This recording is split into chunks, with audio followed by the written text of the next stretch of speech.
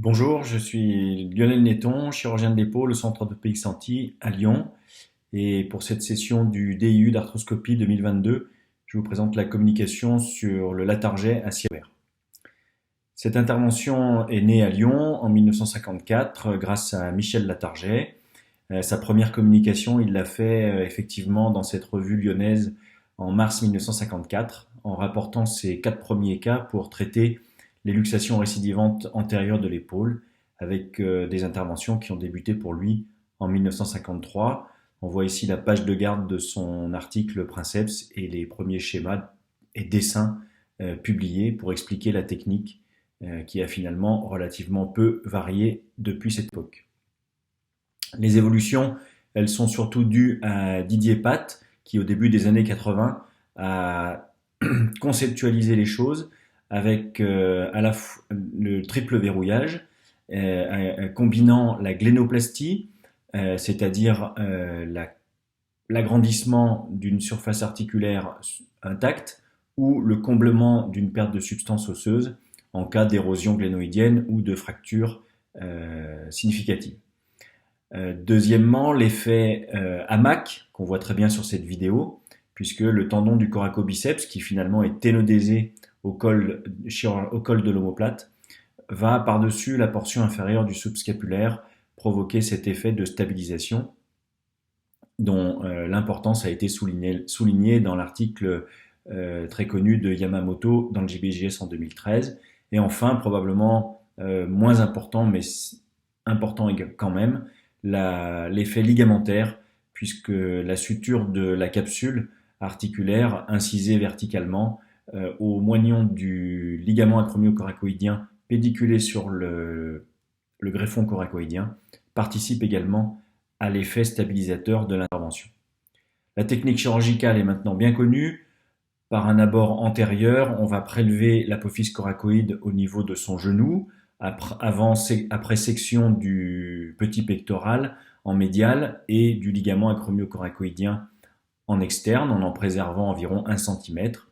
Cette coracoïde va être retournée sur elle-même pour être préparée à sa phase profonde en vue d'être fixée sur le col antérieur de la glène. L'abord de la glène se fait préférentiellement, nous y reviendrons, au travers d'un split horizontal transmusculaire pour pouvoir exposer ce col antérieur qui va être avivé pour préparer les meilleures conditions pour la consolidation osseuse. Et donc, la fixation doit être solide pour obtenir cette consolidation et résister aux tractions qui seront effectuées par le tendon conjoint et l'effet hamac. On voit ici une illustration de cette technique chirurgicale, nous y reviendrons. Quels sont les résultats à long terme? Les résultats à long terme sont ceux qui vont concerner des études qui rapportent les résultats à plus de 10 ans. Ceci a été fait lors d'une revue systématique de la littérature publiée récemment dans le JSES. Que nous disent les études à long terme? Elles sont au nombre de 13, publiées entre 1998 et 2016, regroupant un peu plus de 800 cas et avec un recul minimum de plus de 16 ans. Ces grosses études permettent de dégager de grandes catégories de résultats et d'abord évidemment les taux moyens de récidive, que ce soit de luxation ou de subluxation. Eh bien, le taux global moyen est de 8,5%. La plupart des séries rapportent évidemment les résultats en termes de récurrence, ce qui est l'effet principal recherché par l'intervention. Dans ces études, quels ont été identifiés les facteurs prédictifs techniques d'un mauvais résultat et notamment d'une récidive de l'instabilité? Eh bien, principalement, c'est la position trop médiale de la butée, comme on peut le voir sur cette radio, et on comprend aisément que la tête humérale peut à nouveau passer en avant, puisque l'effet est trop médial par rapport à ce qui est attendu. Le retour au sport est également une composante importante dans la qualité du résultat. On voit que 85% des patients permettent il est permis à 85% des patients après cette intervention de reprendre leur activité sportive en fonction des études au même niveau ou à un niveau supérieur, parfois inférieur. Il faut aller dans le détail, mais globalement, le taux de retour au sport après cette intervention est très bon. Les résultats radiographiques. Les résultats radiographiques sont intéressants sur le long terme, car un des reproches récurrents faits à l'intervention de la Target est celle d'être arthrogène. En fait, on se rend compte dans ces grandes séries que les grades d'arthrose post-opératoire sont en fait, dans la très grande majorité, soit de grade 0 dans la classification de Samuelson-Prieto, soit de grade 1. Dans 88% des cas, il s'agit donc d'une très grande majorité. En revanche, on va pouvoir observer de temps en temps une dégradation arthrosique avec soit l'apparition radiographique d'un ostéophyte huméral et parfois glénoïdien, et dans les stades les plus avancés avec un pincement gléno-huméral. Quels sont les facteurs associés à la survenue d'une arthrose? Eh bien, on va relever les complications intra- ou post-opératoires et l'âge plus âgé qu'à l'accoutumée, mais le facteur principal déterminant d'une future arthrose est une erreur technique avec une position trop débordante, comme on le voit sur la radiographie de cette diapositive, une position trop débordante sur l'interligne de l'interligne articulaire, ce qui est très clairement un facteur arthrogène. Et on voit ici l'évolution à moyen terme de cette épaule. Une constante radiographique est que sur les clichés de face, en fait, plus on voit les vis obliques en dedans, et plus cela va être le témoin d'une position débordante de la butée. Nous y reviendrons sur dans l'aspect technique de la réalisation de l'intervention un peu plus tard dans la présentation. Mais globalement, quand on voit ces vis obliques sur la face de contrôle d'une butée, eh bien on est quasi certain que la butée est débordante. Enfin, les douleurs sont existantes après l'intervention de la Target. Elles sont rapportées avec un taux moyen de 36%. Néanmoins, en l'absence d'explication objective, c'est-à-dire généralement d'une complication articulaire, soit en termes de raideur post-opératoire persistante, soit un véritable problème sur la butée en elle-même, une pseudarthrose, une fracture de butée, une instabilité douloureuse résiduelle, eh bien, en dehors d'explications objectives, eh bien, on s'est rendu compte que l'ablation des vis qui occasionne de temps en temps, environ 5% des cas, des phénomènes douloureux par irritation avec le subscapulaire, surtout chez les patients qui reprennent une activité physique et notamment des exercices de renforcement musculaire ou de musculation. Eh bien, l'ablation des vis, lorsque le diagnostic est bien posé, permet une nette amélioration et dans la plupart des cas, une disparition des douleurs post-opératoires chez ces patients opérés par le Target. Un meilleur moyen d'obtenir un bon résultat est de poser une bonne indication. Les meilleures indications, comme on s'en doute, sont celles du patient sportif qui présente une instabilité antérieure récidivante avec des luxations ou des subluxations, la plupart du temps avec des lésions osseuses et qui vont être efficacement traitées par cette intervention. D'autres indications un peu moins favorables sont l'instabilité antérieure avec une véritable lésion sur le bilan dans un contexte d'hyperlaxité constitutionnelle. On sait que l'hyperlaxité constitutionnelle en elle-même revient et est totalement différente du problème de l'instabilité. Les patients qui sont opérés en général sont stables, mais on observe plus de récidives après une intervention chez les hyperlaxes que chez les non-hyperlaxes. Il faut donc bien distinguer l'hyperlaxité constitutionnelle de l'instabilité antérieure, vraie, avec une lésion diagnostiquée au bilan préopératoire. D'autres indications sont possibles pour l'intervention de la Target, notamment avant la fin de la croissance.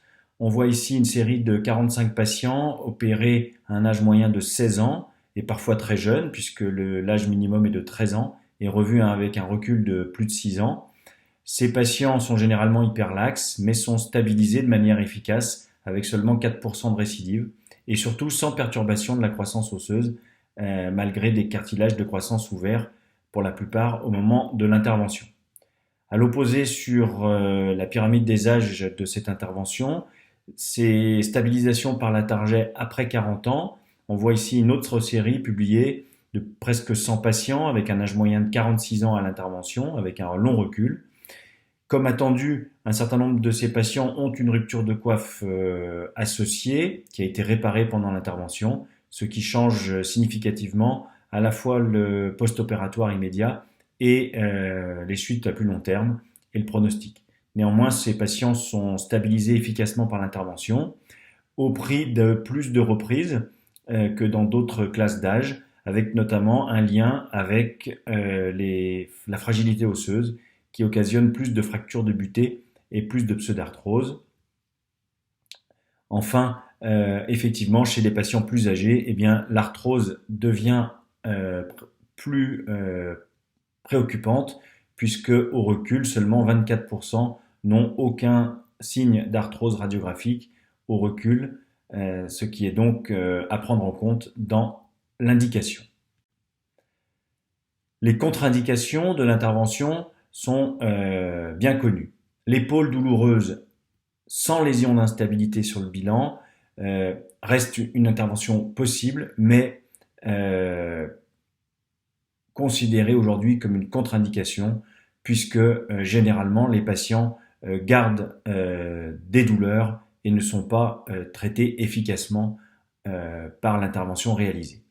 Bien sûr, l'instabilité volontaire, l'instabilité associée à une rupture massive de la coiffe, les subluxations antérieures statiques sur le scanner préopératoire ou les luxations antérieures invétérées représentent des contre-indications absolues à l'intervention de la target.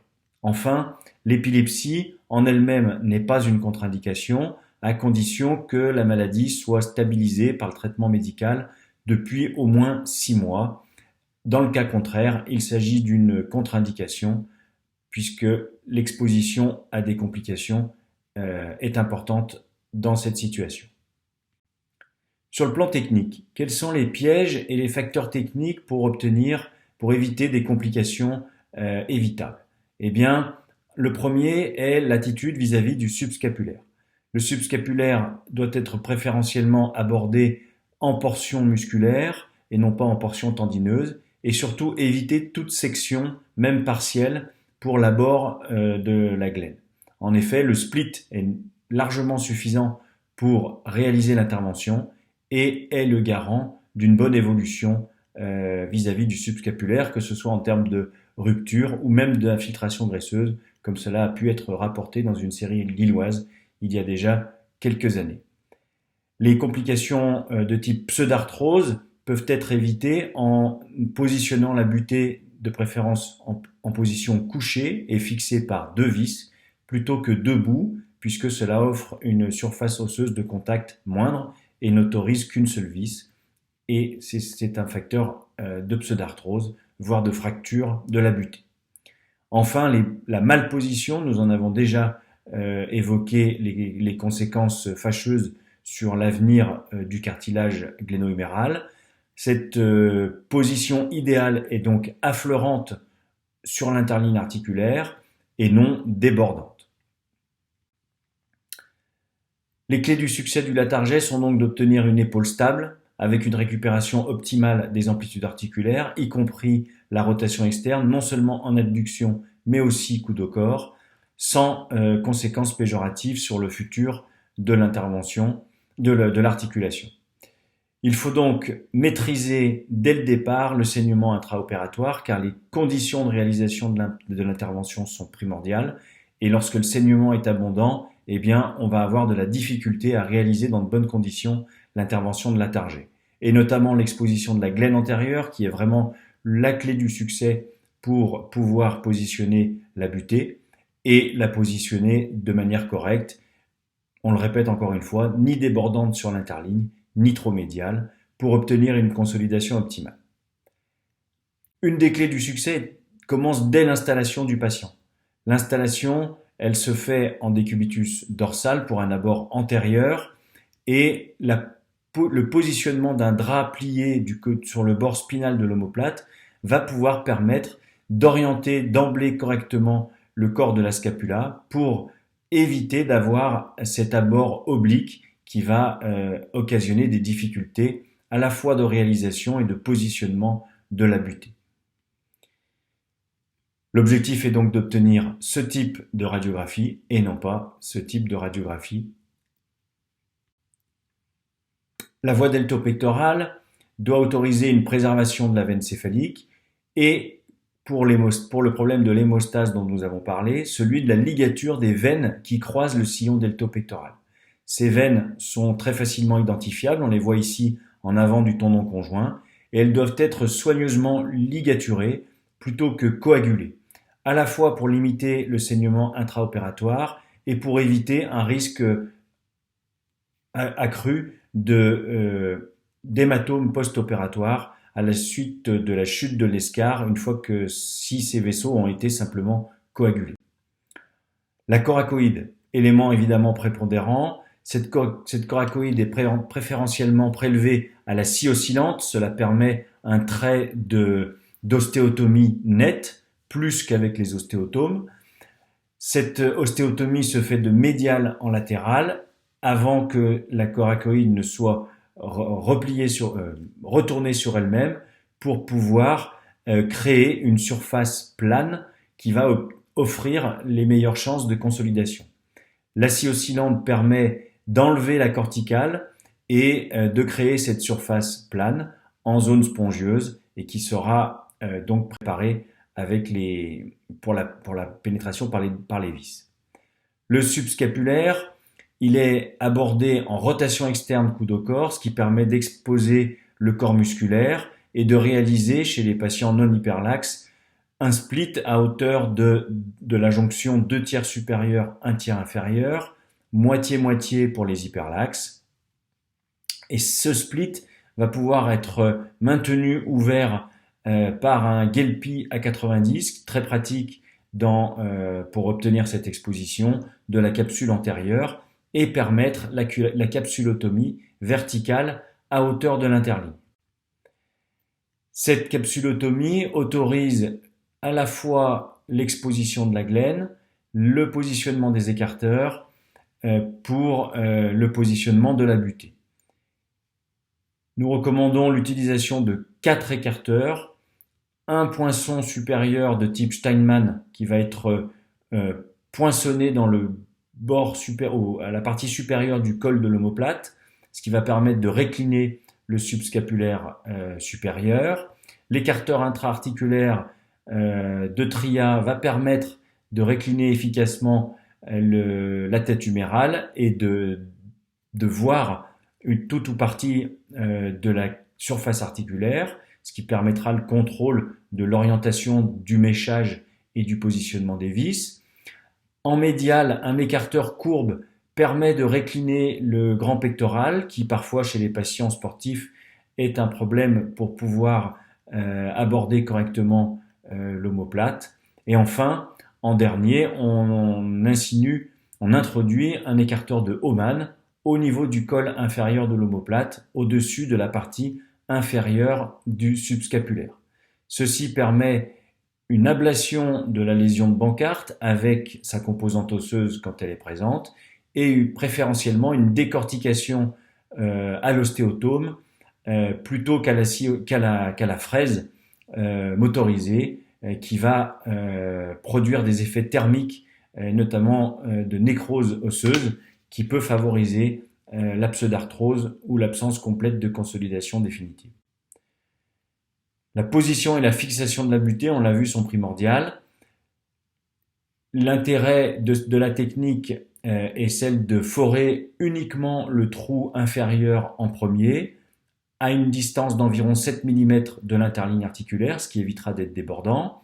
Le trou est foré d'avant en arrière et le plus parallèle possible à l'interligne articulaire. Au travers de la butée va être vissée la vis dans le trou inférieur qui va aller dans le trou préalablement foré dans la glène, et ce qui va permettre, après vissage non complet, d'orienter la butée sur l'axe de cette vis inférieure pour bien vérifier à l'aide de grands ciseaux que la position n'est pas débordante sur l'interligne articulaire. Une fois que la stabilisation est obtenue en ayant serré la vis inférieure, eh bien, au travers du trou supérieur déjà préalablement réalisé dans la butée, eh bien, on va pouvoir, au travers de ce trou, forer cette fois-ci le trou supérieur dans le col de l'omoplate. Des systèmes de cannulation avec des viseurs protecteurs vont pouvoir être utilisés. Il faut ensuite ajuster la compression par un vissage alternatif en étant prudent pour éviter de trop visser et donc d'occasionner généralement une fracture qui se produit verticalement sur la coracoïde, et il faut donc éviter cela à tout prix tout en obtenant la consolidation, et il faut donc visser avec précaution pour assurer le succès de l'intervention. Après ces détails techniques, un mot sur les potentiels échecs et récidives de l'intervention. Il est possible de récupérer la situation, notamment par le biais de cette intervention de greffe corticale, enfin tricorticale d'origine iliaque, connue sous le nom de Eden-Ibinet. L'expérience montre qu'il est possible de rattraper la situation et d'obtenir de bonnes proportions d'excellents ou de bons résultats, comme cela a été rapporté dans cette série. Néanmoins, et comme on l'a vu précédemment, beaucoup des complications qui nécessitent une reprise chirurgicale, certaines des complications concernent des patients épileptiques, et chez ces patients épileptiques, si malheureusement une crise survient après la reprise chirurgicale, eh bien on va de nouveau s'exposer au risque de récidive, et c'est dans cette série-là c'est dans ces cas-là que les reluxations sont principalement survenues dans cette série. On sait que la multiplication des interventions augmente le risque d'arthrose. Cette option de reprise par crête iliaque n'échappe pas à cette règle, et comme on le voit ici, néanmoins avec des résultats relativement satisfaisants à la fois sur le retour au sport et sur la stabilisation. En conclusion, la target à ciel ouvert n'est pas une intervention facile, mais il faut se la rendre facile en connaissant par cœur toutes les étapes de l'intervention. Ça doit devenir une routine chirurgicale. Pour cela, il faut apprendre, aider, visiter, lire et se faire progressivement son expérience. Il faut aussi, comme pour toute intervention chirurgicale, avoir bien à l'esprit que le résultat dépendra à la fois, et je dirais avant tout, de l'indication et de la réalisation technique. Il ne s'agit clairement pas de l'intervention universelle pour toutes les formes d'instabilité antérieure. Nous l'avons vu dans les contre-indications relatives et absolues de l'intervention de la target. Lorsque l'indication est bien posée et que la réalisation technique est au rendez-vous, il s'agit d'une intervention sûre, reproductible, qui a été publiée dans très nombreuses séries avec du grand recul, comme nous l'avons vu, qui permet la plupart du temps un retour au sport ou un retour au travail, et dont les complications, pour la plupart, peuvent être évitées avec les précautions et les trucs et astuces que chacun pourra trouver à la fois dans son expérience et dans les publications ou les communications. Je vous remercie et je vous invite tous à rejoindre le congrès de Val d'Isère du 14 au 16 avril prochain pour partager notre passion de la chirurgie de l'épaule. Merci à tous.